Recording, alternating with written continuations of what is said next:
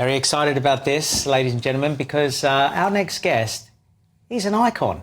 He's from a group that was an icon. Now he's an icon on his own. I am talking about this guy. Here's the music.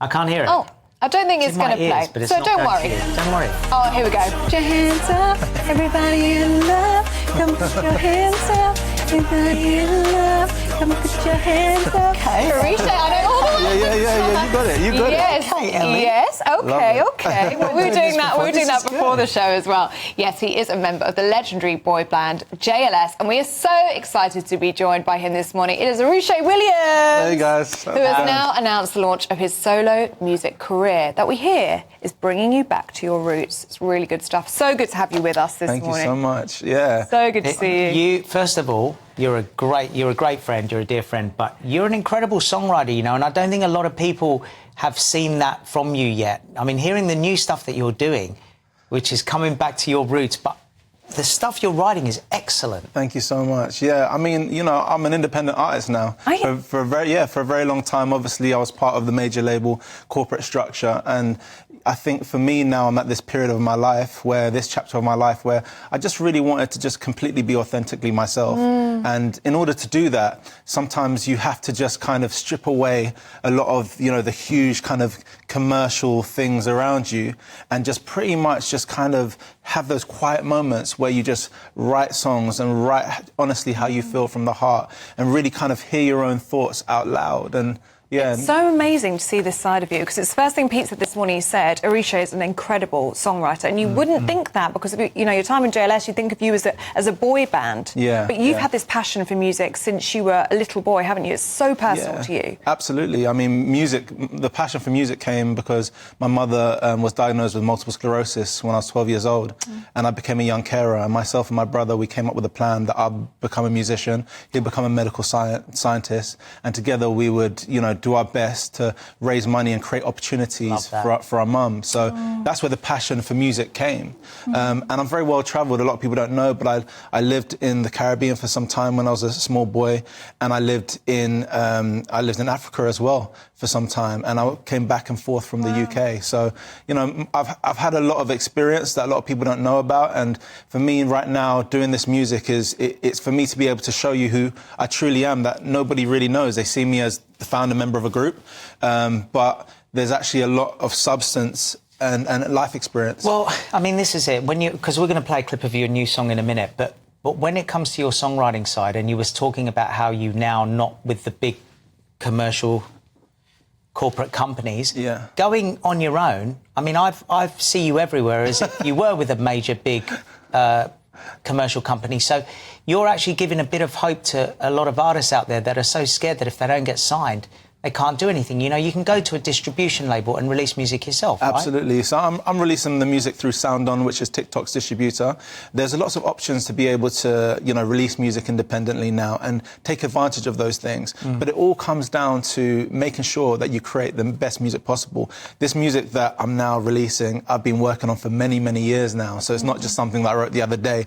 And I've got many bodies of work. If I wanted to, I could release an album every month for the next decade. That's how much music I've got. Well, Oritse, let's have a little listen to it, shall we, to your new sound. I think we do have a little clip. We've got a clip that's playing at the moment, but we haven't got sound at the moment, but we're seeing it. But I've heard it, man. I love it. Yeah. Oritse, how did it make you feel going so? I mean, it sounds as though you were absolutely buzzing. Was there any nerves from going from one of the most successful boy bands that this country has ever seen to going solo? To be honest, it wasn't so much nerves. I think if I was looking to do like what I was doing with the boys by myself, then maybe. But I think for this is more of a soul searching journey for me. So it's much more of a soul searching, going back to my roots journey. And you know, obviously I've been through a lot of ups and downs, you know what I mean, in my life, from great highs, some great lows. And I think for me, like, just being in this space where I speak about things that I'm passionate about, I make music that I'm passionate about, you know, is crucial for me. You know, before, because I want to touch on mental health as well, which I know you're a huge advocate for, but for example, you know, I was signed to Warner Brothers, I think it was about 13 years ago was the last time I released an album or something like that, I can't remember. And it did really well. And then when I wasn't with Warner Brothers, I was so scared to release music because I thought, well, I don't want to fail, I don't want to fail. And one of the things I noticed with what you're doing is actually you're saying, no, you can do it on your own. Absolutely. It's a very scary thing for someone who's been with a big company to do that. So I think that's really commendable because that gives hope for people. I'm not saying anyone wants to hear anything from me. Can I just say, and I'm sorry to interrupt you, but Peter has got some incredible music, right?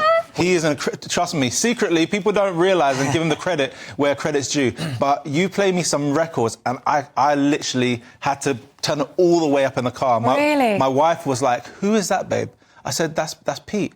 She said, it's Pete. She's like, wow. But I never had the confidence to do it by myself, so I've always stayed back and gone, no, I won't do it. But actually what Oritse did is excellent because he's given hope to people like myself. So thank you for that. I want to talk to you I see a collab coming down the track for you two. He sent me something amazing. Oh, really? Oh, well, this is still to come then. That's mental good. health, right? Now, it's a problem that's not just new. It's been going on forever. Men's mental health. Men are starting to talk a lot more.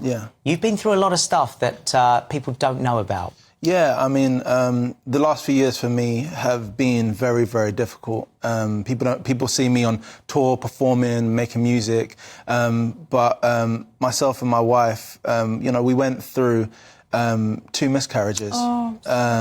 You know, and you know, for us, that was a very devastating time and very difficult to know how to kind of process those emotions. And I guess as a man, I did the thing of bottling up my emotions, and where I feel comfortable to be able to express myself is in the studio, whereas, you know, she had obviously a different reaction to, you know, what happened to us, because not only was it happening to her mentally, psychologically, but it was happening to her physically as well. And I had seen her, you know, I'd been by her side and seen her go through hell and back, and together we went through that. And I think something that she really wanted to see from me was that sensitivity and that emotion. And I thought that as a man, being strong was trying to bottle up my emotions and just show her that, no, you know, that I'm being strong for her. But actually being strong is talking about it. And what's happened ever since I've started to talk about it is I've spoken to more men